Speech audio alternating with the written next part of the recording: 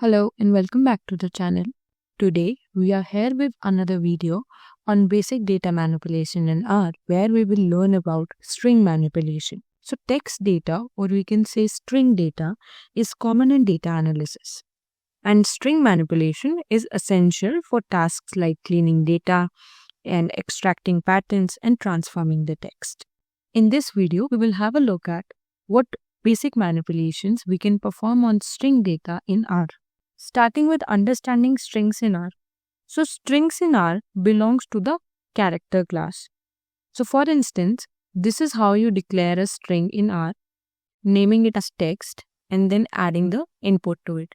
Then the next line says class of text. This is used to determine what actually the class of the string variable is. So it will return the value as character. Every string has character class. And strings are used for, as we know, text processing, categorical data, and labels. Moving on to basic string operation. So the first one is finding string length. So you could find the string length using the nchar function. So here we have a string hello R. So what this statement will do, it will calculate the length of this string. And here the output will be 10. 10 will be returned to us as the length of this string. Next is changing the case, very basic manipulations, changing the case to upper into lower. So the first statement, what it does, it changes the case of this string R programmed to uppercase. That is, all the letters in this string text will be converted to uppercase. Next is to lower. What it will do here, that all the alphabets will be converted to the lower case, like this. Next one is concatenating the strings. What does concatenating means? Concatenate means to add on. So we will add two different strings. And there are two methods. First one is paste. Next is paste 0. So what is the major difference between them? That the paste method. So the paste method just simply does what we ask it to do. Whereas the paste 0 function automatically removes the spaces from the strings.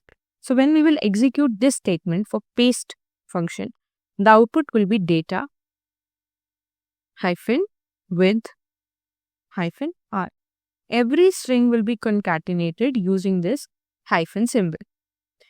Whereas when it comes to paste 0 function, as it removes space, the output will be hello world without any space between them. Next is substring extraction and replacement. So the first part that we will discuss is extracting part of a string. So we can extract it using the substr function, or we can say substring function. It says that it has a string value data analysis. It has to start at 1 and stop at 4. So what does that mean? That it will start from the position 1 and will stop at 4. So what this will return? It will return data as our substring. Next is replacing parts of a string. We can do this again using two functions, sub and gsub. Gsub replaces all the occurrences of this particular string, whereas the sub replaces only the first match.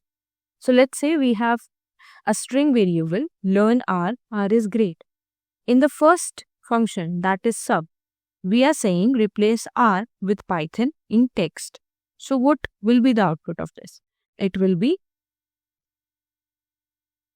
learn Python R is great,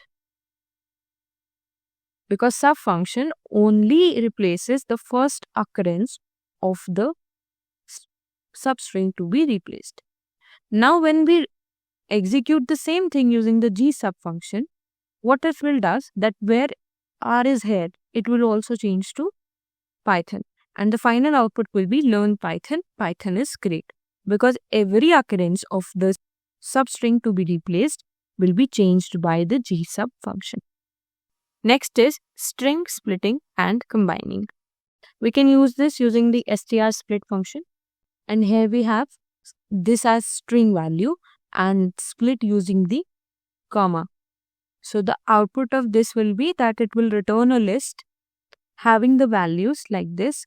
Firstly, it will have apple, then separated by a comma. Next, we will have banana. After that, again a comma. and lastly grape. And this is how our string is separated using the comma.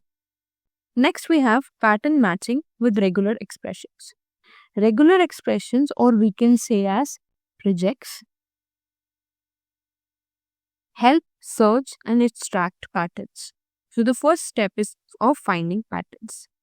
We can use this using the grepl function, where we have to find data in the string data analysis. And we have set ignore case is equals to true. So the output of this will be true because the case is ignored. But if we set it to false, the output of this statement will be false because data does not matches with data. The case is different. Next is extracting a pattern. We can extract the pattern very easily from a string, like we need to extract signs from the string data sign. So the value it will return is 6 because it has 6 characters into it. Lastly is advanced string manipulation using the stringr library. So the stringr package provides more powerful string functions to us. Like we have string detect function, where it just simply searches for a string r in hello r. So it will return true because this pattern exists in our main string.